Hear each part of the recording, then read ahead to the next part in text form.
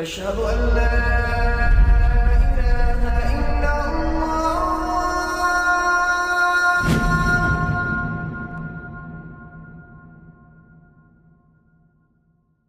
Raindrops media পরিবেশিত audio lecture series সেইরাহ। এই সিরিজে আলোচিত হবে পৃথিবীর বুকে শ্রেষ্ঠতম মানুষ রাসূলুল্লাহ মুহাম্মদ সাল্লাল্লাহু আলাইহি ওয়াসাল্লামের জীবন কথা। ইন্নাল হামদালিল্লাহ ওয়াসসালাতু ওয়াসসালামু আলা রাসূলিল্লাহ ওয়া আলা আলিহি ওয়া আসহাবিহি ওয়া সাল্লামা তাসলিমান কাসীরান মাজিদান ইলা ইয়াউমিদ্দিন, আম্মা বা'দ। আমরা আলোচনা করছিলাম বদরের যুদ্ধ নিয়ে এবং আবু জাহেলের হত্যাকাণ্ড দিয়ে আমরা গত পর্ব শেষ করেছিলাম। আমরা উল্লেখ করেছি এই যুদ্ধে কুরাইশদের সবচেয়ে বড় ক্ষতি ছিল তাদের প্রথম সারির নেতৃবৃন্দের প্রায় সবাই নিহত হওয়া। এই ক্ষতি তারা কখনোই কাটিয়ে উঠতে পারেনি। এই যুদ্ধে আবুল আহাব ছিল একমাত্র প্রবীণ নেতা যে যুদ্ধে অংশ নেয়নি। বাদবাকি যারা কুরাইশদের গুরুত্বপূর্ণ নেতৃস্থানীয় ব্যক্তিবর্গ ছিল তারা প্রায় সকলেই এই যুদ্ধে মারা যায়। আবু জাহেলের পর আমরা আজকে যার কাহিনী আলোচনা করব সে হচ্ছে উমাইয়া ইবনে খালাফ।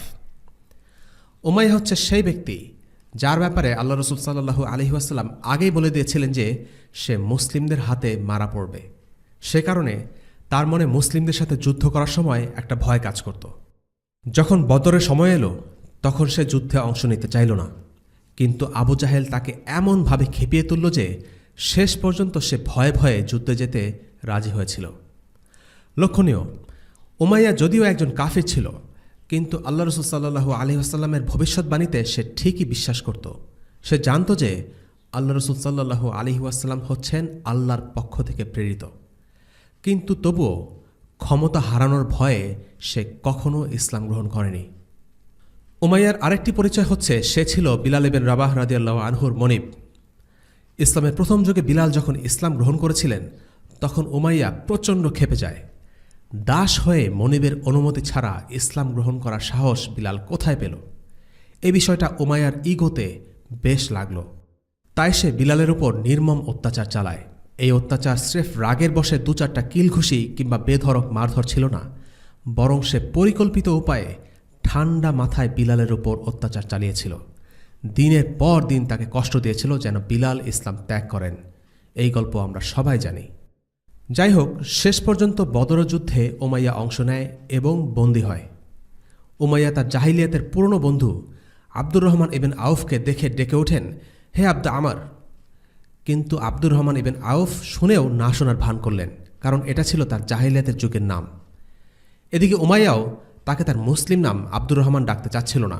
সে বলল, তোমাকে আব্দা আমার বলে আমি ডাকলাম, তুমি শুনলে না, আর আমিও তোমাকে আব্দুর রহমান বলে ডাকবো না, কারণ আমি জানি না আর রহমান কে।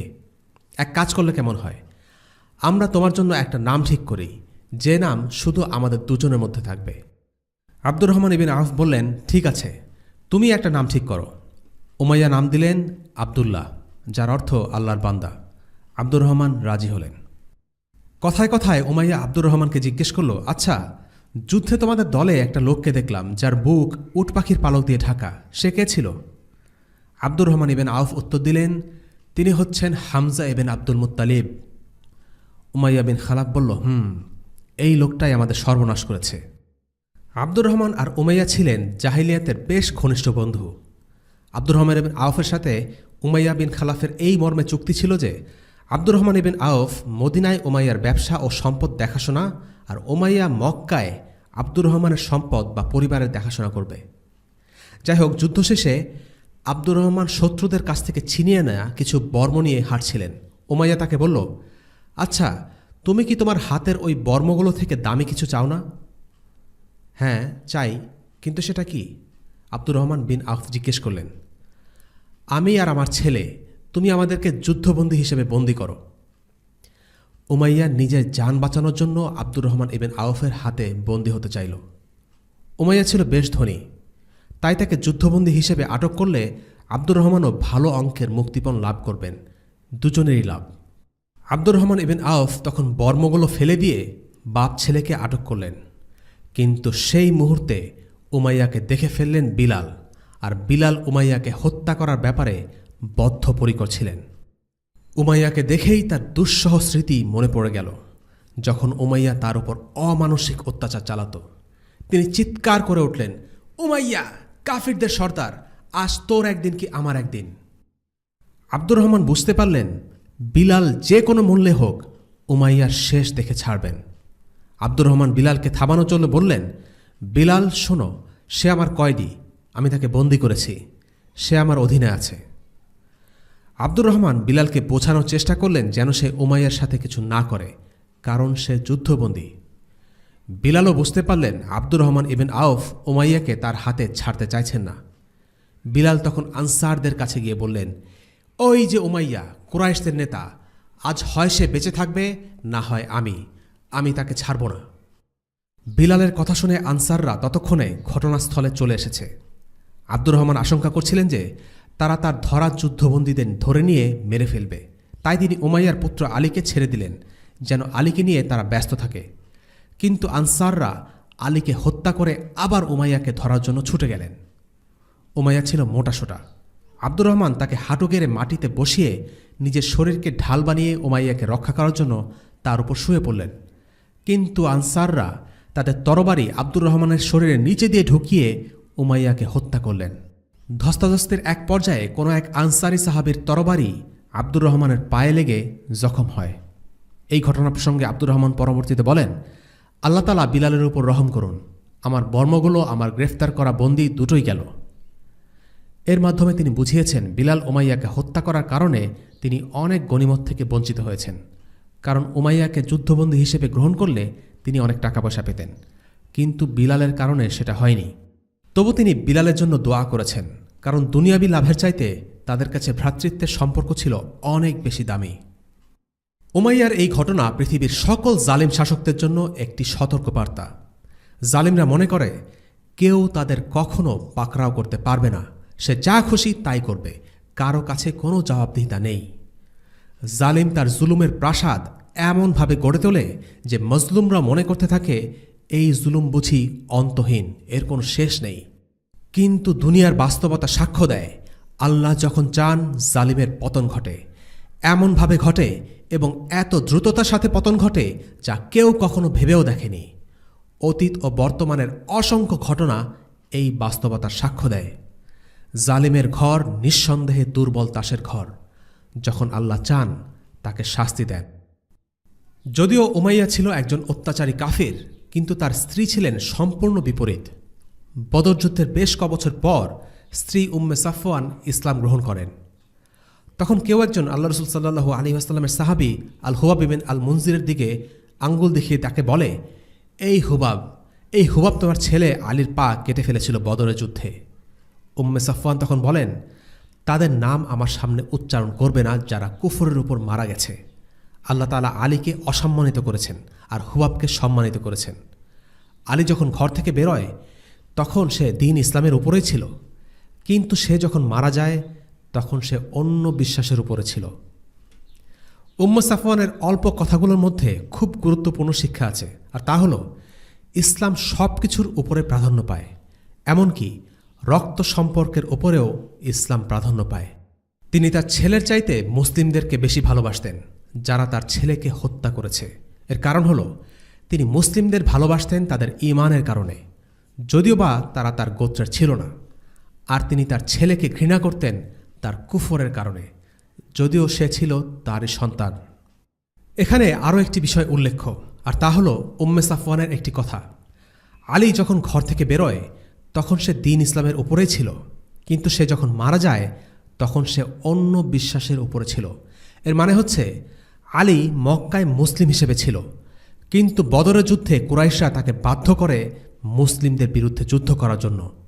আলীর মতো আরও অনেকে ছিল নামকাওয়াস্তে মুসলিম, অথবা তারা ইসলাম গ্রহণের কথা ভাবছিল, যারা দ্বীনের জন্য কোনো কষ্ট করেনি, মদিনায় হিজরত করেনি। বদরের যুদ্ধে কুরাইশদের পক্ষে লড়াই করার জন্য তাদেরকে বাধ্য করা হয়েছিল। তারা যখন ময়দানে এসে দেখল মুসলিমদের সংখ্যা নিতান্তই কম, তখন তাদের মাথায় নিফাক চড়ে বসল। তাদের কাছে মনে হলো এই মুসলিমরা বিভ্রান্ত, এদের মাথায় ঠিক নেই, এরা কি করে কুরাইশদের সাথে পেরে উঠবে। আল্লাহ তাআলা তাদের ব্যাপারে বলেন, إذ يقول المنافقون والذين في قلوبهم مرض غر هؤلاء دينهم ومن يتوكل على الله فإن الله عزيز حكيم। স্মরণ করো, মুনাফিকরা আর যাদের অন্তরে রোগ আছে তারা বলে এই লোকগুলোকে তাদের দ্বীন ধোঁকায় ফেলে দিয়েছে। কিন্তু আসল ব্যাপার হলো, কেউ যদি আল্লাহর উপর ভরসা করে তাহলে আল্লাহ তো প্রবল পরাক্রমশালী, প্রজ্ঞাবান। সূরা আনফাল আয়াত ৪৯। এই লোকগুলো যারা নামে মাত্র ইসলাম গ্রহণ করেছিল, ইসলামকে সিরিয়াসলি নেয়নি, তাদের পরিণতি ছিল দুঃখজনক। তারা অনিচ্ছার সাথে বাতিলের পক্ষে যুদ্ধ করতে এসে নিহত হয়েছিল। এদের ব্যাপারে আমরা কিছু পরে আলোচনা করব ইনশাআল্লাহ। মুশরিকদের অন্যতম বিখ্যাত যোদ্ধা ছিল আবু যাত আল কিরশ। তার ভালো নাম উবাদা ইবেন সাঈদ ইবেন আল আস। সে ছিল মোটাসোটা, ভুঁড়িওয়ালা, আগা গোড়া লোহার বর্মে আচ্ছাদিত। তার দুটি চোখ ছাড়া কিছুই দেখা যাচ্ছিল না। অন্যদিকে আজ-জুবাইর ইবনুল আওয়াম রাদিয়াল্লাহু আনহু ছিলেন কৌশলী ও সাহসী যোদ্ধা। তিনি তার বর্শা ছুড়ে প্রথম চেষ্টাতেই সরাসরি আবুল কিরশের চোখে আঘাত করতে সমর্থ হন। বর্মের ছোট ছিদ্র দিয়ে বর্শা আবুল কিরশের চোখ হয়ে মাথায় ঢুকে যায়। আবুল কিরশ মাটিতে পড়ে যায় এবং মারা যায়। বর্মের ছিদ্র এতই ছোট ছিল যে সেটাকে বের করা সম্ভব হচ্ছিল না। আর জুবাইর তখন আবুল কিরশের শরীরের উপর দাঁড়িয়ে অনেক কষ্টে টেনে বর্শাটিকে বর্মের ছিদ্র থেকে বের করে আনেন। সেটা করতে গিয়ে বর্শার দুই মাথা বেঁকে যায়। রাসূলুল্লাহ সাল্লাল্লাহু আলাইহি ওয়াসাল্লাম এই বর্শাটিকে স্মৃতিচিহ্ন হিসেবে নিজের জন্য রেখে দেন। আল্লাহ রসুলের ইন্তেকালের পর আবু বকর রাদিয়াল্লাহু আনহু এই বর্শা নিজের কাছে রেখে দেন। তার মৃত্যুর পর তা যায় ওমরের কাছে। তার মৃত্যুর পর তা জুবাইর আবার ফিরে পান। কিন্তু ওসমান রাদিয়াল্লাহু আনহু এটি আবার চেয়ে বসলে জুবাইর তা খলিফার কাছে দিয়ে দেন। উসমানের মৃত্যুর পর সেই বর্শা ছিল আলী রাদিয়াল্লাহু আনহুর কাছে। আলীর মৃত্যুর পর জুবাইরের ছেলে আবদুল্লাহ ইবেন জুবাইর বর্শাটি পান। কুরাইশদের মধ্যে কিছু মহৎ ব্যক্তিত্ব ছিল। তার মধ্যে একজন হলেন আবুল বাখতারি। কাফির হলেও মুসলিমদের প্রতি সে নিষ্ঠুর ছিল না। যখন বনু হাশিম ও বনু মুত্তালিবকে ৩ বছর ধরে অবরুদ্ধ করে রাখা হয়, তখন এই অবরোধের বিরোধিতাকারীর মধ্যে একজন ছিলেন এই আবুল বাখতারি। রাসূলুল্লাহ সাল্লাল্লাহু আলাইহি ওয়াসাল্লাম তার এই প্রচেষ্টাকে স্বীকৃতি দিয়েছেন। তিনি তার প্রতি কৃতজ্ঞ ছিলেন। তিনি মুসলিমদেরকে আগে জানিয়ে রেখেছিলেন, যদি আবুল বাখতারিকে যুদ্ধের মাঠে দেখো তাহলে তাকে হত্যা করো না। কোনো কাফির যদি মুসলিমদের প্রতি সহানুভূতিশীল হয় তাহলে মুসলিমদেরও উচিত তার প্রতি সদয় হওয়া। একজন আনসারী সাহাবী সেদিন ময়দানে আবুল বাখতারিকে দেখে তাকে বলল যে রাসূলুল্লাহ সাল্লাল্লাহু আলাইহি ওয়াসাল্লাম বলেছেন তাকে যেন হত্যা না করা হয়। সে জিজ্ঞেস করল, আমার সাথীদের কি হবে? আনসার উত্তর দিল, তোমাকে আমরা ছেড়ে দিব, কিন্তু তোমার সাথীদের ছাড়ব না। আবুল বাখতারি বলল, আমি আমার সাথীদের রক্ষা করতে লড়াই করে যাব। সেই আনসারী সাহাবী বাধ্য হয়ে আবুল বাখতারির সাথে লড়াই করল। লড়াইয়ে আবুল বাখতারি নিহত হন। ওই আনসারী সাহাবী রাসূলুল্লাহ সাল্লাল্লাহু আলাইহি ওয়াসাল্লামের কাছে গিয়ে বলেন, সেই সত্তার শপথ যিনি আপনাকে সত্য সহকারে প্রেরণ করেছেন, আমি তাকে বন্দী করে আপনার কাছে নিয়ে আসতে চেষ্টা করেছি, কিন্তু সে জোরপূর্বক আমার সাথে লড়াই করে, তাই আমি পাল্টা আক্রমণ করে তাকে হত্যা করেছি। এভাবে আবুল বাখতারি মারা যায়। আমরা মাক্কি জীবনের আলোচনায় একটি ঘটনা বর্ণনা করেছিলাম, যেখানে আল্লাহ রাসূল সাল্লাল্লাহু আলাইহি ওয়াসাল্লামকে অপদস্থ করার জন্য কুরাইশরা তার গায়ের উপর উটের নাড়িভুঁড়ি চাপিয়ে দেয়। সেদিন আল্লাহ রাসূল সাল্লাল্লাহু আলাইহি ওয়াসাল্লাম দোয়া করেছিলেন, হে আল্লাহ, শাস্তি দাও আবু জাহেল, উতবা ইবেন রাবিয়া, শাইবা ইবেন রাবিয়া, আল ওয়ালিদ ইবেন উতবা, উমাইয়া বিন খালাফ আর উকবা ইবেন আবি মুআইদকে। আল্লাহ রসুল 7 জনের নাম ধরে তাদের বিরুদ্ধে দোয়া করেছিলেন। হাদিসটির বর্ণনাকারী একজনের নাম ভুলে যাওয়ায় আমরা 6 জনের নাম জানি। এদের সবাই বদরে মারা যায়।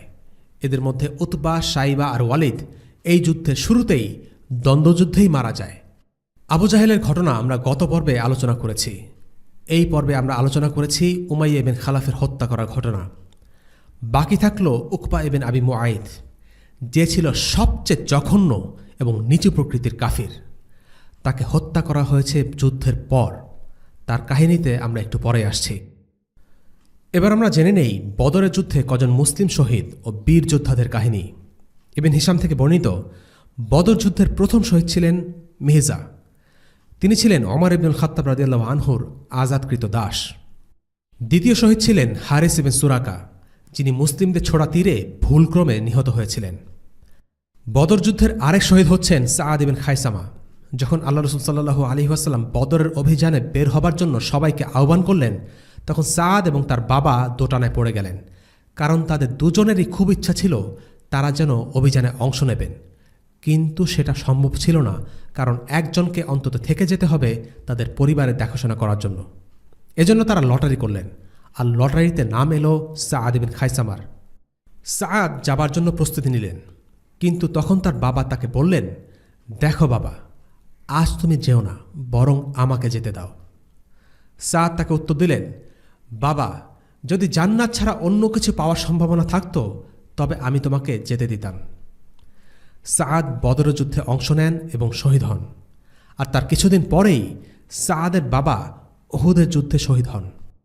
লক্ষণীয়, জিহাদের ডাক এলে আল্লাহ রাসূল সাল্লাল্লাহু আলাইহি ওয়াসাল্লামের সাহাবীদের মধ্যে রীতিমতো কাড়াকাড়ি পড়ে যেত। বাপ ছেলে প্রতিযোগিতা করতেন কে জিহাদে যাবেন সেটা নিয়ে। সাআদ ছিলেন বাবার একান্ত বাধ্যগত সন্তান, কিন্তু জান্নাতের প্রতি আকাঙ্ক্ষা এতটাই তীব্র ছিল যে তিনি বাবার অনুরোধ রাখেননি, নিজেই জিহাদে অংশ নিয়েছেন। বদরের যুদ্ধে আরেক শহীদ হলেন উমাইর ইবনে আবি ওয়াক্কাস। তিনি ছিলেন বিখ্যাত সাহাবী সাআদ ইবনে আবি ওয়াক্কাসের ছোট ভাই। সাআদ বর্ণনা করেন, রাসূলুল্লাহ সাল্লাল্লাহু আলাইহি ওয়াসাল্লাম যখন সেনাদল পরিদর্শন করছিলেন, তখন আমার ভাই উমাইর ইবনে আবি ওয়াক্কাস লুকিয়েছিল। আমি তাকে বললাম, তোমার কি হয়েছে? সে বলল, আমি ভয় পাচ্ছি রাসূলুল্লাহ সাল্লাল্লাহু আলাইহি ওয়াসাল্লাম আমাকে দেখে ফেলবেন, আর তরুণ হবার কারণে হয়তো আমাকে ফেরত পাঠিয়ে দিতে পারেন। কিন্তু সত্যি আমি এই যুদ্ধে যেতে চাই, হয়তোবা আল্লাহ আমাকে শহীদ হিসেবে কবুল করবেন। রাসূলুল্লাহ সাল্লাল্লাহু আলাইহি ওয়াসাল্লাম অবশেষে তাকে দেখেই ফেললেন এবং তার ভয় সত্যি হল। অনেক তরুণ হবার কারণে তাকে মদিনায় পাঠানোর নির্দেশ দিলেন।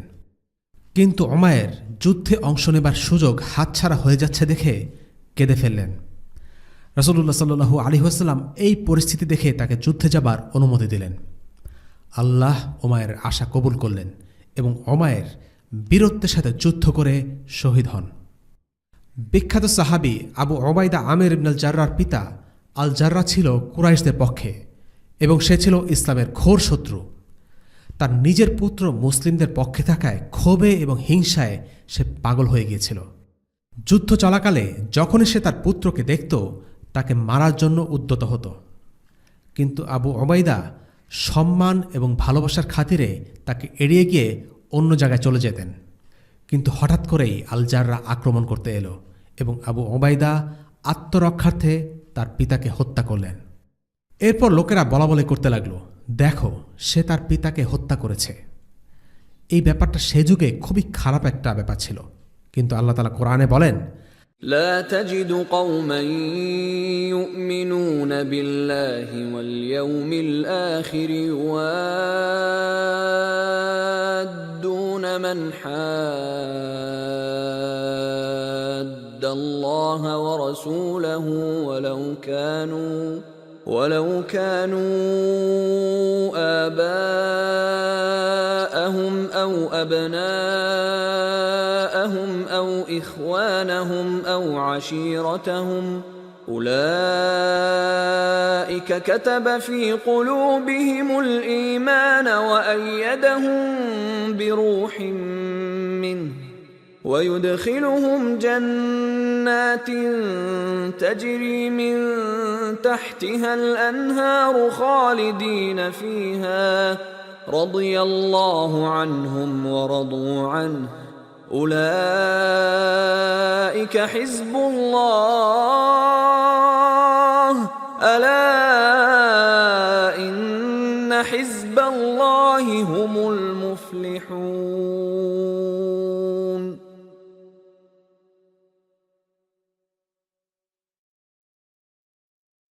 আল্লাহ ও পরকালে বিশ্বাসী এমন কোন সম্প্রদায় তুমি পাবে না যারা আল্লাহ ও তার রাসূলের বিরোধিতাকারীদেরকে ভালোবাসে, হোক না এই বিরোধীরা তাদের পিতা অথবা পুত্র অথবা তাদের ভাই অথবা তাদের জ্ঞাতিগোষ্ঠী। আল্লাহ এদের অন্তরে ঈমান বদ্ধমূল করে দিয়েছেন আর নিজের পক্ষ থেকে রূহ দিয়ে তাদের শক্তিশালী করেছেন। তাদেরকে তিনি দাখিল করবেন জান্নাতে, যার তলদেশ দিয়ে বয়ে চলেছে নদীনালা, তাতে তারা চিরকাল থাকবে। আল্লাহ তাদের প্রতি সন্তুষ্ট আর তারাও তার প্রতি সন্তুষ্ট। এরাই আল্লাহর দল। জেনে রেখো, আল্লাহর দলই সাফল্যমণ্ডিত। সূরা মুজাদিলা আয়াত 22। এই আয়াত ছিল আবু উবাইদা ইবনুল জাররাহকে প্রশংসা করে। যুদ্ধ পুরোপুরি শেষ হয়ে যাওয়ার পর আল্লাহ রাসূল সাল্লাল্লাহু আলাইহি ওয়াসাল্লাম বদরের যুদ্ধে মুশরিকদের লাশগুলোকে একটি নোংরা পরিত্যক্ত কুয়ায় ফেলে দেওয়ার আদেশ করলেন। এরপর তাদের লাশগুলোকে ফেলে দেওয়া হয়। এ সময় একটি ঘটনা ঘটে। আমরা উতবা ইবনে রাবিয়ার কথা আলোচনা করেছি, যে ছিল কাফিরদের মধ্যে বুদ্ধিমান বিচক্ষণ একজন ব্যক্তি। যদিও সে ইসলামের শত্রু ছিল, কিন্তু জিদ আর হুজুগের বশে সে কোনো কাজ করত না। এ কারণে সে কুরাইশদের বারবার বুঝিয়েছিল যেন তারা বদরে অংশ না নেয়। কিন্তু আবু জাহেলের উত্তেজক বয়ানের সামনে তার উপদেশ কোনো কাজে আসেনি। উপরন্তু সে নিজেও শেষ মুহূর্তে এই যুদ্ধে অংশ নেয়। আসলে আল্লাহ তাআলা বদরের ময়দানে কুরাইশ নেতাদের শেষ পরিণতি লিখে রেখেছিলেন। তাই যারা যুদ্ধে অংশ নিতে চায়নি, যুদ্ধের বিরোধিতা করেছে, তারাও কোনো না কোনোভাবে বদরের ময়দানে যুদ্ধ করতে হাজির হয়েছে আর মৃত্যুবরণ করেছে। যখন উতবা ইবনে রাবিয়ার লাশ টেনে নিয়ে যাওয়া হচ্ছিল, কাছে দাঁড়িয়েছিলেন তার ছেলে আবু হুযাইফা। আবু হুযাইফা ছিলেন একজন মুসলিম। বিমর্ষ মুখে সেই দৃশ্য দেখছিলেন। রাসূলুল্লাহ সাল্লাল্লাহু আলাইহি ওয়াসাল্লাম তাকে দেখে বুঝলেন তার মন বেশ খারাপ। তাকে জিজ্ঞেস করলেন যে সে তার বাবার পরিণতি দেখে দুঃখ পেয়েছে কিনা। আবু হুযাইফা জবাবে বললেন, আমি কসম করে বলছি ইয়া রাসূলুল্লাহ, আমার পিতার পরিণতিতে কোনো দুঃখ নেই। কিন্তু আমি তার মাঝে প্রজ্ঞা, বিচক্ষণতা এবং ভালো কিছু দেখে ভেবেছিলাম হয়তো এগুলো তাকে একদিন ইসলামের ছায়ায় নিয়ে আসবে। কিন্তু এখন তার পরিণাম দেখে, কুফরের উপর তার জীবন শেষ হতে দেখে খুব কষ্ট লাগছে। রাসূলুল্লাহ সাল্লাল্লাহু আলাইহি ওয়াসাল্লাম আবু হুযাইফার জন্য দোয়া করলেন। হিদায়াতের বিষয়টি আল্লাহর হাতে, কেউ এটিকে নিয়ন্ত্রণ করতে পারে না। আবু হুযাইফা বলছিলেন তার বাবা ছিলেন প্রজ্ঞাবান, যুক্তিবাদী, ভালো মানুষ আর দূরদর্শী ব্যক্তি। আবু হুযাইফা তার বাবার ব্যাপারে বাড়িয়ে কিছু বলেননি। খোদ আল্লাহ রসুলই বদরের আগে বলেছিলেন, শুভবুদ্ধি যদি কারো থেকে থাকে তবে ওই লাল উটের লোকটির আছে। আল্লাহ রসুল উতবাকে বিচক্ষণ আর বুদ্ধিমান হিসেবে বিবেচনা করেছিলেন, কিন্তু এ সকল গুণ থাকা সত্ত্বেও সে ঈমান আনেনি, যেমনটা আবু হুযাইফা আশা করেছিলেন। আবু তালিবের ক্ষেত্রেও একই রকম ব্যাপার ঘটেছিল। আবু তালিবের মধ্যে ছিল অসাধারণ কিছু গুণ। রাসূলুল্লাহ সাল্লাল্লাহু আলাইহি ওয়াসাল্লামকে জীবনের শেষ দিন পর্যন্ত তিনি নিরাপত্তা দিয়েছিলেন, কিন্তু তবুও আবু তালিব মুসলিম হননি। আবু তালিব সারা জীবন আল্লাহ নবীকে আশ্রয় দিয়ে কাফির হিসেবে মারা গিয়েছেন। আর আবু সুফিয়ান দীর্ঘদিন আল্লাহ নবীর বিরুদ্ধে যুদ্ধ করে শেষ অবধি মারা যান মুসলিম হিসেবে। এদিকে ওমর ইবনুল খাত্তাব রাদিয়াল্লাহু আনহু প্রাথমিক যুগে ইসলামের বিরোধিতা করা সত্ত্বেও পরে মুসলিম হয়েছেন। অথচ ওমর ইসলাম গ্রহণ করবে এমনটা কেউ আশাও করেনি। তিনি যে শুধু মুসলিম হয়েছিলেন তা নয়, তিনি শ্রেষ্ঠ মুসলিমদের একজন হয়েছিলেন। এই ঘটনা থেকে আরেকটি শিক্ষা হল, ভালোবাসা শুধুমাত্র আল্লাহর জন্য হওয়া চাই। আবু হুযাইফা তার পিতার পরিণতিতে অনেক কষ্ট পেয়েছিলেন, কিন্তু এজন্য তিনি দুঃখে ইসলাম ছেড়ে যাননি বা কাউকে দোষারোপ করেননি। তিনি আল্লাহর ইচ্ছাকে মেনে নিয়েছিলেন। ইসলামের অবস্থান পরিবার, সমাজ সব কিছুর ওপরে। যদি কারো কাছে সুন্দর করে দাওয়া পৌঁছানোর পরেও সে মুসলিম না হয়, তাহলে অস্থির হবার কিছু নেই, কেননা এটাই আল্লাহর ইচ্ছা। আর যদি তারা মুসলিম হয়, তাহলে সকল প্রশংসা আল্লাহর জন্য, যিনি তাদের পথ দেখিয়েছেন। রাসূলুল্লাহ সাল্লাল্লাহু আলাইহি ওয়াসাল্লাম কোনো গোত্র বা সম্প্রদায়ের বিরুদ্ধে বিজয় লাভ করলে সে স্থানের উপকণ্ঠে 3 দিন অবস্থান করতেন। এর পেছনে একাধিক কারণ আছে। প্রথমত, তিনি নিশ্চিত করতে চাইতেন শত্রুরা পুরোপুরিভাবে পরাজিত হয়েছে, তাদের পক্ষ থেকে পাল্টা আক্রমণের কোনো সম্ভাবনা নেই। এই সময়টায় যুদ্ধবন্দীদের বেঁধে রাখা হতো, কখনো কখনো বিজয় নিশ্চিত করার জন্য কিংবা শত্রুদের মনে ভয় ধরিয়ে দেওয়ার জন্য তাড়া করা হতো। এই সময়টায় যুদ্ধে যারা শহীদ তাদের দাফন করা হতো। বদরের যুদ্ধে যারা শহীদ হয়েছিলেন তাদের বদরেই দাফন করা হয়। যুদ্ধে প্রাপ্ত গনিমতের সম্পদ জোগাড় করা, জমা করে এক স্থানে রাখা ইত্যাদি করা হতো এই সময়টায়। বদরের যুদ্ধে গনিমত ভাগাভাগি করার দায়িত্ব দেওয়া হয়েছিল আব্দুল্লাহ ইবনে কাআবকে। এছাড়াও যুদ্ধের পর বিশ্রাম প্রয়োজন। 3 দিনের এই সময়টা সাহাবীদের জন্য বিশ্রামের একটি সময় ছিল। বদরের প্রান্তরে অবস্থানের পর 3য় দিন রাসূলুল্লাহ সাল্লাল্লাহু আলাইহি ওয়াসাল্লাম তিনি তার উট প্রস্তুত করার আদেশ দেন। এরপর তিনি হাঁটতে থাকেন। সাহাবারা তাকে বরাবরের মতো অনুসরণ করলেন। রাসূলুল্লাহ গিয়ে দাঁড়ালেন আল কলেবের সেই কুয়ার কিনারায়। কুয়ায় নিক্ষিপ্ত ওই নিহত ব্যক্তিদের নাম ও তাদের পিতার নাম ধরে তিনি ডাকতে শুরু করলেন। তাদের উদ্দেশ্য করে বললেন, হে কুয়ার অধিবাসীরা, তোমরা তোমাদের নবীর সঙ্গে আত্মীয় হিসেবেও জঘন্যতম আচরণ করেছিলে। তোমরা আমাকে প্রত্যাখ্যান করেছিলে, কিন্তু দেশবাসী আমাকে মেনে নিয়েছে। তোমরা আমাকে আমার জন্মভূমি থেকে বহিষ্কার করেছিলে, কিন্তু অন্য লোকেরা আমাকে আশ্রয় দিয়েছে। তোমরা আমার বিরুদ্ধে যুদ্ধে লিপ্ত হয়েছিলে, কিন্তু অন্য লোকেরা আমাকে সাহায্য করেছিল।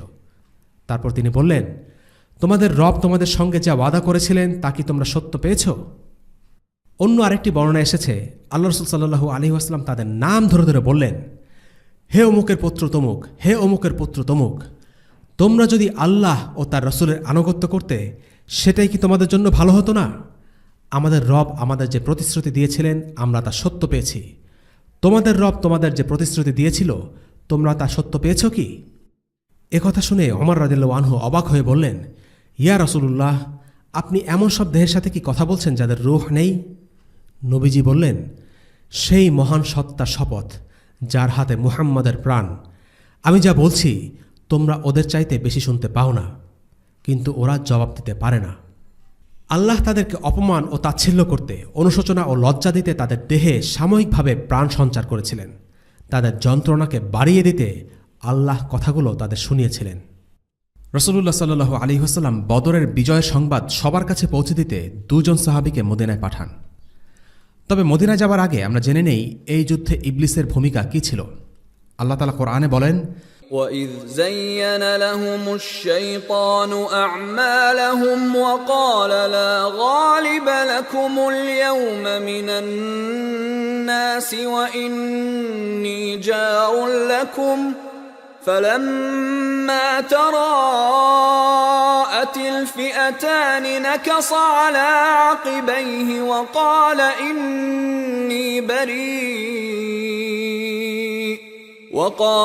إِنِّي بريء منكم إني أرى ما لا ترون إني أخاف الله والله شديد العقاب।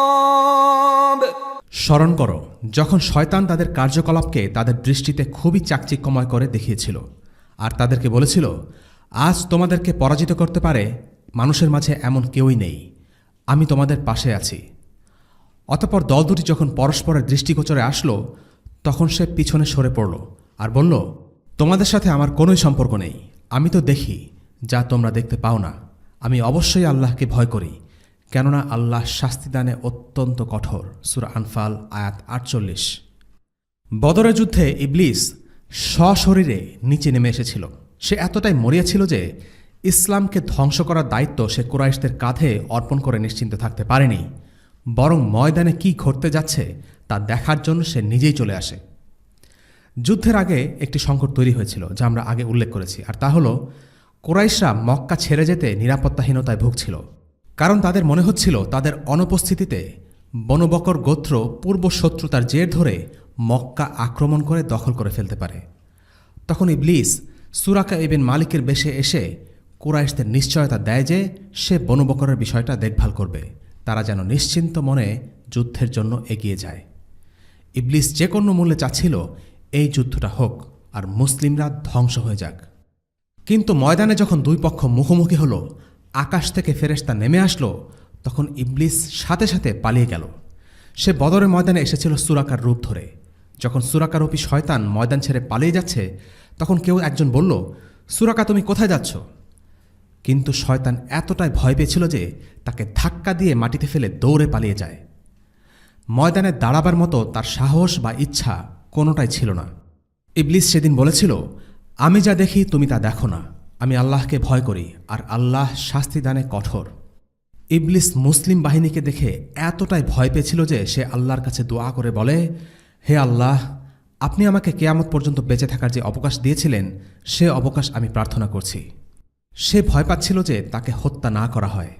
তখন আবু জাহেল সবাইকে সম্বোধন করে বলল, হে কুরাইশ বাহিনী, সুরাকা ইবিন মালিকের কাপুরুষতা যেন তোমাদেরকে বিভ্রান্ত না করে, কেননা সে ছিল মুহাম্মাদের একজন গোয়েন্দা। আর সাইবা, উতবা আর ওয়ালিদের নিহত হওয়াও তোমাদের মধ্যে দুর্বলতা যেন না নিয়ে আসে, কেননা তারা খুব তাড়াহুড়া করে ফেলেছিল। লাত ও উজ্জার কসম, যতক্ষণ পর্যন্ত আমরা ওদেরকে বিচ্ছিন্ন করে পাহাড়ে পর্বতে ছড়িয়ে পড়তে বাধ্য না করতে পারব, ততক্ষণ পর্যন্ত আমরা ফিরে যাব না। তোমরা কোনো শত্রুকে ধরেই হত্যা করে ফেলো না, বরং তাদেরকে শক্তভাবে পাকড়াও করবে। তারপর আমাদের রক্ত সম্পর্ক নষ্ট করা ও লাত ও উজ্জা থেকে বিমুখ হওয়ার অপরাধের স্বীকৃতি আদায় করে পরে ওদেরকে হত্যা করবে। আবু জাহেলের এসব দম্ভক্তি আর হুমকি ধামকি কোনোই কাজে আসেনি। সে মারা যায় আর ইবলিস পালিয়ে যায়। আল্লাহ রাসূল সাল্লাল্লাহু আলাইহি ওয়াসাল্লাম বলেছেন, বদরের দিনে শয়তান যেভাবে লাঞ্ছিত হয়েছে সেভাবে আর সে কখনো লাঞ্ছিত হয়নি। কাজে আমরা দেখছি শয়তান কিভাবে মানুষকে ধোঁকা দেয় আর শেষ মুহূর্তে পালিয়ে যায়। সে কুরাইশদের সাহায্য করার আশ্বাস দেয়, কিন্তু নিজেই সবার আগে ময়দান ছেড়ে পালায়। এমন কাজ শুধু বদরের ময়দানের বেলায় নয়, বরং প্রতিটি মানুষ আর জিনের সাথে শয়তান ঠিক একইভাবে ধোঁকাবাজি করে। সে মিথ্যা আশা দেয়, খারাপ জিনিসকে সুন্দর হিসেবে মানুষের কাছে তুলে ধরে, মানুষকে হারাম কাজে প্রলুব্ধ করে। বদরের দিনের এই ঘটনাটি আমাদের সামনে শয়তানের আসল রূপ তুলে ধরে। ইবলিস শয়তান হল মিথ্যুক, প্রতারক এবং সত্যের সামনে ভীতু। বদরের যুদ্ধ এমন একটি দিন যা আকাশে ও পৃথিবীতে শ্রেষ্ঠ ও নিকৃষ্ট সব সত্তাকে মুখোমুখি করেছিল। শয়তানদের মধ্যে সবচেয়ে নিকৃষ্ট শয়তান ইবলিস সেদিন উপস্থিত ছিল। তেমনি উপস্থিত ছিলেন ফেরেশতাদের মধ্যে সেরা জিবরিল আলাইহিসসালাম।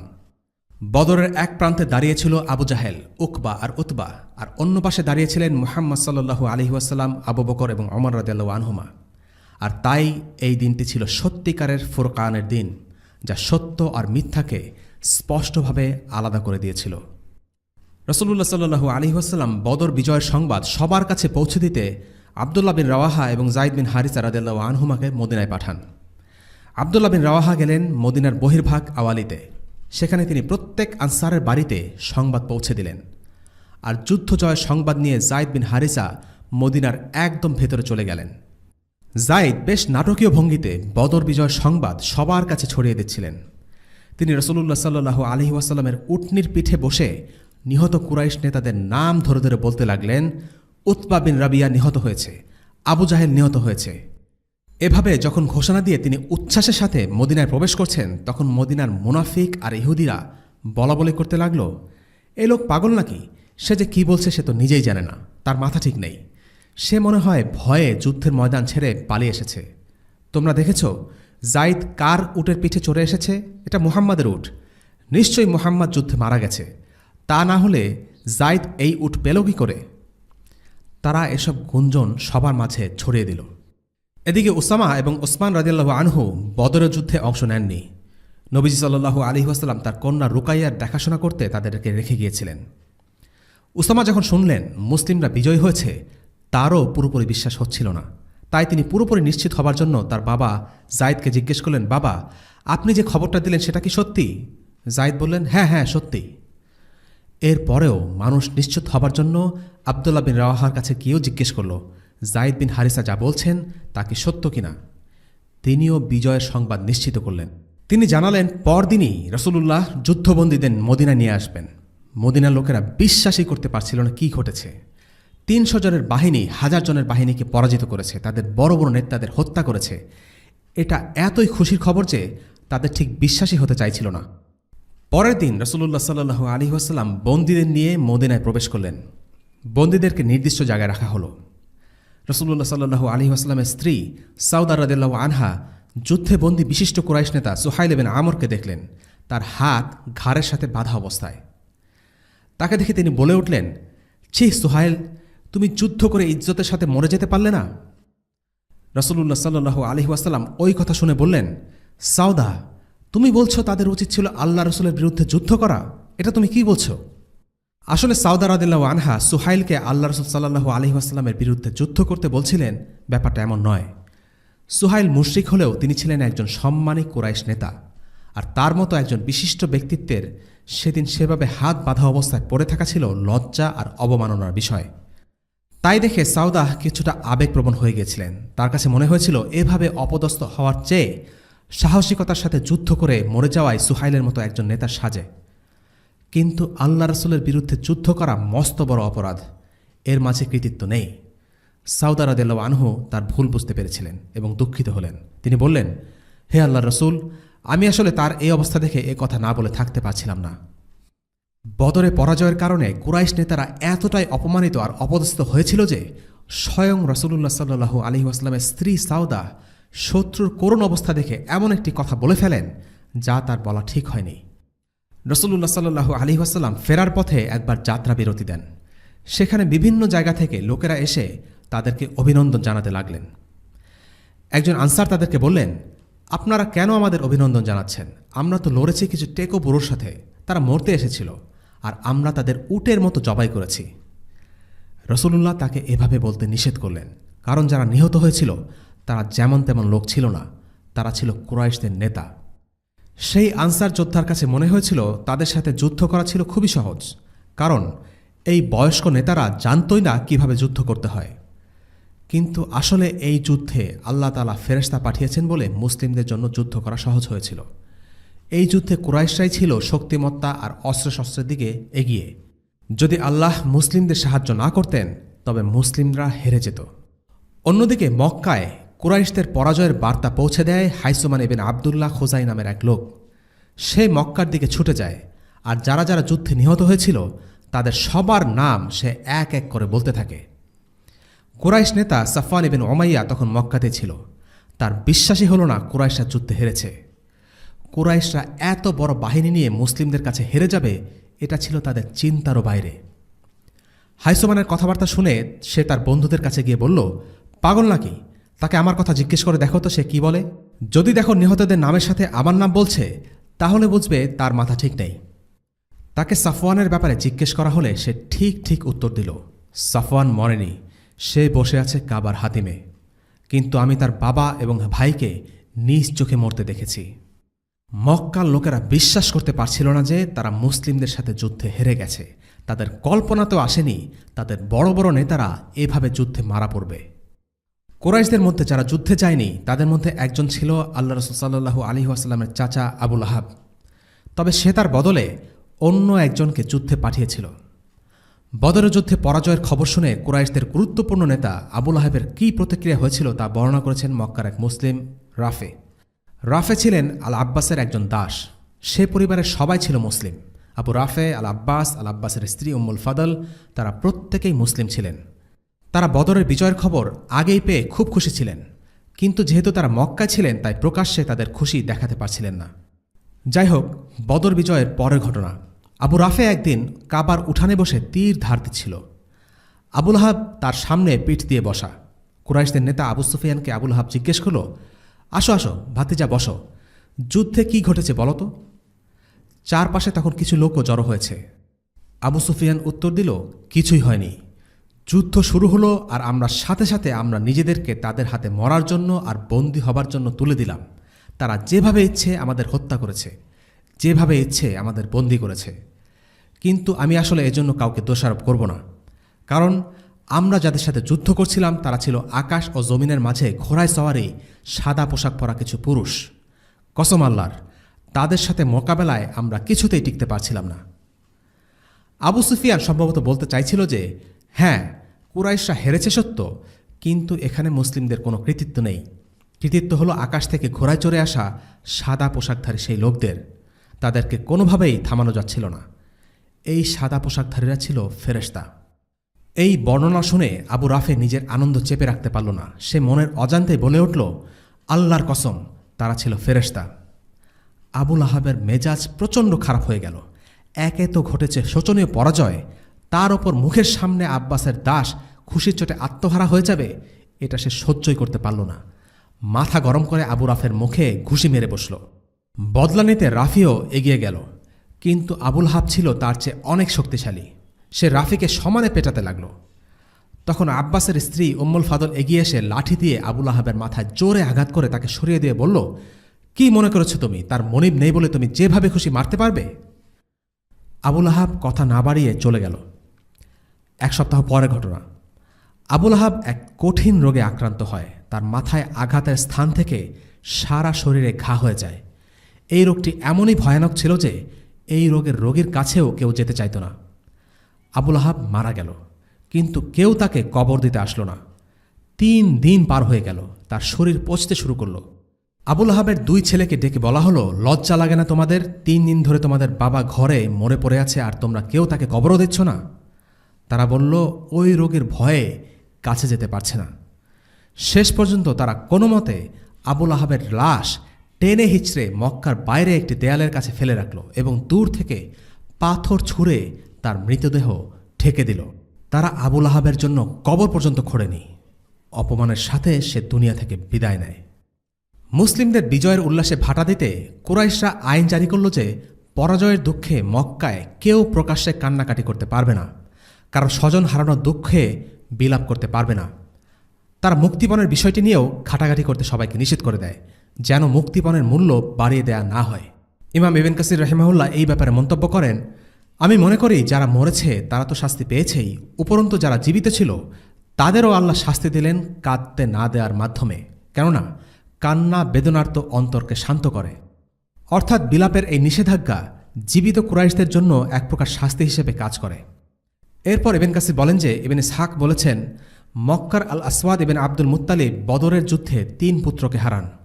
এই লোকটি ছিল অন্ধ এবং বৃদ্ধ। 3 পুত্রকে হারিয়ে সে প্রবল শোকাহত, কিন্তু এই মানুষটিকেও ছেলের মৃত্যুকে কাদার অনুমতি দেয়া হয়নি। এক রাতে এক মহিলার কান্নার আওয়াজ শুনে সে বলল, যাও খোঁজ নিয়ে আসো কাদার উপর নিষেধাজ্ঞা এখনও আছে কিনা। কুরাইশরা কি তাদের নিহত স্বজনদের জন্য কাঁদবে না? তাহলে আমি আমার বড় ছেলে আবু হাকিমের জন্য কাঁদতাম, কষ্টে আমার বুকটা ফেটে যাচ্ছে। খোঁজ নিয়ে জানা গেল সেই মহিলা তার উট হারানোর দুঃখে কাঁদছে। এই বৃদ্ধ লোকটি তার 3 সন্তানদের জন্য কাদারও অনুমতি পায়নি, কারণ কাফিররা চাচ্ছিল না মুসলিমরা জানুক যে কাফিররা দুঃখ করছে। তারা দেখাতে চাইছিল যে তারা নিহত স্বজন বা মুক্তিপণ বা বন্দীদের ব্যাপারে কোনো পরোয়াই করছে না। সবশেষে আজকে আমরা আলোচনা করব 2 জন যুদ্ধবন্দী হত্যার কাহিনী। বদরের যুদ্ধ হল প্রথম বড় জিহাদ, আর তাই এই যুদ্ধের পর যুদ্ধবন্দী গনিমত সম্পদ সংক্রান্ত বিধান নাজিল হয়। আগামী পর্বে আমরা সেসব বিষয়ে আলোচনা করব ইনশাআল্লাহ। তবে তার আগে আমরা জেনে নেই 2 জন যুদ্ধবন্দীর কাহিনী যাদের সাথে সাধারণ নিয়মের ব্যতিক্রম বিচার করা হয়েছে। এরা হলো উকবা ইবনে আবি মুআইদ এবং নাজর ইবনে হারিস। মদিনা থেকে ফেরার পথে এই 2 জনকে হত্যা করা হয়। রাসূলুল্লাহ সাল্লাল্লাহু আলাইহি ওয়াসাল্লাম যখন উকবাকে হত্যার আদেশ দিলেন, তখন উকবা অবাক হয়ে বলল, আমি কেন আল্লাহ রসুল? সবার মধ্য হতে আমাকে মেরে ফেলতে চান কেন? যদি বাদবাকি সবাইকে মেরে ফেলতে চান তাহলে আমাকেও তাদের সাথে মেরে ফেলুন, আর যদি বাকিদের মুক্তিপণের বিনিময়ে মুক্তি দেন তবে আমার সাথেও তাই করুন। আপনি সবার মাঝে কেবল আমাকে মৃত্যুদণ্ড দেবার জন্য বাছাই করছেন কেন? রাসূলুল্লাহ সাল্লাল্লাহু আলাইহি ওয়াসাল্লাম বললেন, তোমাকে হত্যা করার কারণ আল্লাহ ও তার রাসূলের প্রতি তোমার বিদ্বেষ ও শত্রুতা। এরপর উকবা বলে উঠল, তবে আমার বাচ্চাদের কে দেখাশোনা করবে? রাসূলুল্লাহ সাল্লাল্লাহু আলাইহি ওয়াসাল্লাম বললেন, আন্নার, অর্থাৎ আগুন। আসিম, যাও তাকে টেনে নিয়ে যাও, তার মাথা ফেলে দাও। আসিম বিন সাবিত রাদিয়াল্লাহু আনহু তাৎক্ষণিকভাবে উকবার শিরচ্ছেদ করলেন, আর নজর ইবনে হারিসকে মৃত্যুদণ্ড দিলেন আলী ইবনে আবি তালিব রাদিয়াল্লাহু আনহু। এই 2 জন মানুষকে তাদের দুষ্কর্মের জন্য বিশেষভাবে বাছাই করা হয়েছিল, বলা যেতে পারে ব্ল্যাকলিস্টেড। ইবনে কাসির মন্তব্য করেন, আমি শুধু এই কথাই বলবো যে এই 2 লোক ছিল আল্লাহর বান্দাদের মধ্যে সবচেয়ে জঘন্য, অবাধ্য, খারাপ, হিংসুটে এবং কট্টর কাফের। তারা ইসলাম ও মুসলিমদের নিয়ে সবচেয়ে বেশি ব্যঙ্গ বিদ্রুপ করত। আল্লাহ তাআলা প্রকৃতপক্ষেই তাদের উপর অভিশাপ বর্ষণ করেছিলেন। প্রশ্ন হচ্ছে, বাকি সব যুদ্ধবন্দীর সাথে যেখানে মুসলিমরা চমৎকার আচরণ করেছে, তাদের ভালো খাইয়েছে পরিয়েছে, সেখানে উকবা আর নজরের সাথে এমন কঠোরতা দেখানোর কারণ কি? এর কারণ হলো তাদের ইসলাম বিদ্বেষ। একজন কাফের ইসলামকে পছন্দ করবে না, এটাই স্বাভাবিক। কিন্তু এই বিরোধিতা আর শত্রুতারও একটা মাত্রা আছে। যারা বাড়াবাড়ি করে, যারা ইসলামের বিরোধিতায় নোংরামি করে, যারা আল্লাহ রাসূল সাল্লাল্লাহু আলাইহি ওয়াসাল্লামকে গালাগাল করে, ব্যঙ্গ করে, তাদের ব্যাপারে সেসব নিয়ম খাটবে না যা অন্যদের ক্ষেত্রে সাধারণভাবে প্রযোজ্য। তাদের সাথে কঠোর আচরণ করাই হলো দ্বীনের নিয়ম। উকবা ইবনে আবি মুআইদ ছিল সেই জঘন্য ব্যক্তি যে কাবার পাশে সালাতরত অবস্থায় রাসূলুল্লাহ সাল্লাল্লাহু আলাইহি ওয়াসাল্লামের ঘাড়ে পা দিয়ে চেপে ধরেছিল। রাসূলুল্লাহ বলেন, ওই মুহূর্তে তার মনে হচ্ছিল যে ওনার চোখ কোটর থেকে বের হয়ে আসবে আর তিনি মারা যাবেন। এই একই লোক অন্য আরেকদিন রাসূলুল্লাহ সাল্লাল্লাহু আলাইহি ওয়াসাল্লামের রুকুরত অবস্থায় তার পিঠের ওপর উটের নাড়িভুঁড়ি চাপিয়ে দেয়। পরে ফাতিমা রাদিয়াল্লাহু আনহা এসে সেগুলো সরান। অর্থাৎ উকবা শুধু একজন কাফিরই ছিল না, সে ছিল খুব জঘন্য প্রকৃতির শয়তান, আর তার মানসিকতা ছিল খুবই নোংরা। রাসূলুল্লাহ সাল্লাল্লাহু আলাইহি ওয়াসাল্লামের সাথে তার আচরণ ছিল খুবই নিচু, আর এই কারণে তাকে বদরের পর হত্যা করা হয়। অন্যদিকে নজর বিন হারিস রাসূলুল্লাহ সাল্লাল্লাহু আলাইহি ওয়াসাল্লামের গায়ে হাত দেয়নি কিংবা মুসলিমদেরকে নির্যাতন করেনি। তার অপরাধ ছিল সে ইসলামের বিরুদ্ধে বাকযুদ্ধে লিপ্ত হয়েছিল। সে ছিল মিডিয়া অ্যাক্টিভিস্ট। সে যুগে সাহিত্য চর্চা হতো মুখে মুখে।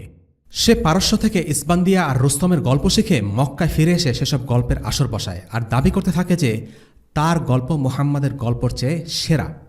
সে মানুষদেরকে বলতো, মুহাম্মাদের এমন কি আছে যে সে নবী হয়ে গেল? আমি নজর বিন হারিসও তো তার মতো গল্প বলতে পারি। এভাবে করে সে অন্যদেরকে রাসূলুল্লাহ সাল্লাল্লাহু আলাইহি ওয়াসাল্লামের বিরুদ্ধে তাকে মজলিস থেকে তাড়িয়ে দেওয়ার জন্য বিভিন্ন রকম প্রোপাগান্ডা চালাতো, আর এই কারণে তাকে হত্যা করা হয়। মিডিয়া বা মুখের কথার মাধ্যমে দ্বীন ইসলামের যে পরিমাণ ক্ষতি করা সম্ভব, সেটা অস্ত্রের জোরেও অনেক সময় সম্ভব হয় না। অস্ত্র দিয়ে একজন মুসলিমকে হত্যা করা যায়, কিন্তু মিডিয়ার মাধ্যমে দ্বীন ইসলামের বিরুদ্ধে মানুষের মনকে বিষিয়ে তোলা সম্ভব। আর এই কারণে যারা মুখের কথা দিয়ে প্রোপাগান্ডার মাধ্যমে ইসলামের বিরোধিতা করেছে, আল্লাহ রাসূল সাল্লাল্লাহু আলাইহি ওয়াসাল্লামের যুগে তাদের কঠোর শাস্তি দেওয়া হয়েছে। অনেক ক্ষেত্রে দেখা গিয়েছে যারা অস্ত্র নিয়ে যুদ্ধ করেছে তাদেরকে মাফ করে দেওয়া হয়েছে, কিন্তু যারা কথা দিয়ে আল্লাহ রাসূল সাল্লাল্লাহু আলাইহি ওয়াসাল্লামকে কষ্ট দিয়েছে, অপমান করেছে, ব্যঙ্গ বিদ্রূপ করেছে, তাদেরকে ছাড় দেওয়া হয়নি। এই প্রসঙ্গে ইমাম ইবনে তাইমিয়া রাহিমাহুল্লাহ তার বিখ্যাত গ্রন্থ আস-সারিম আল-মাসতুল আলা শাতিমির রাসূল কিতাবে বলেছেন, মুহারাবা অর্থাৎ ইসলামের বিরুদ্ধে যুদ্ধ দুই প্রকারে হতে পারে, অস্ত্রের যুদ্ধ এবং কথার যুদ্ধ। কথা দিয়ে ইসলামের বিরুদ্ধে যুদ্ধ হতে পারে অস্ত্রের যুদ্ধ থেকেও ভয়ঙ্কর। আমরা দেখেছি যারা মুখের কথা দিয়ে ইসলামের বিরুদ্ধে যুদ্ধ করেছে, রাসূলুল্লাহ সাল্লাল্লাহু আলাইহি ওয়াসাল্লাম তাদেরকে হত্যা করেছেন। কিন্তু যারা কেবল অস্ত্র দিয়ে ইসলামের বিরুদ্ধে লড়েছে, তাদের কাউকে কাউকে তিনি ক্ষমা করে দিয়েছেন।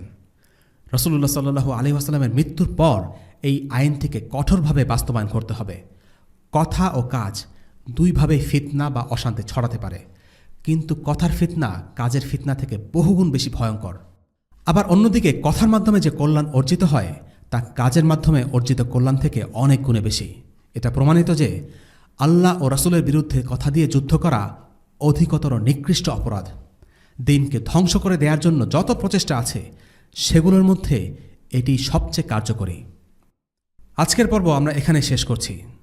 ইনশাআল্লাহ আগামী পর্বে আলোচনা করা হবে গনিমতের বিধান, যুদ্ধবন্দীদের সাথে মুসলিমদের আচরণ এবং বদর যুদ্ধের প্রভাব ও প্রতিক্রিয়া নিয়ে। ওয়াসাল্লাল্লাহু আলা সাইয়্যিদিনা মুহাম্মদ ওয়া আলা আলিহি ওয়া আসহাবিহি ওয়াসাল্লাম। আলহামদুলিল্লাহি রাব্বিল আলামিন। আসসালামু আলাইকুম ওয়া রাহমাতুল্লাহি ওয়া বারাকাতুহু। রেইনড্রপস মিডিয়ার অন্যান্য প্রজেক্ট সম্পর্কে জানতে ভিজিট করুন www.raindropsmedia.org অথবা ফেসবুক পেজ www.facebook.com/raindropsmedia অথবা ইউটিউব চ্যানেল www.youtube.com/raindropsmediaorg2015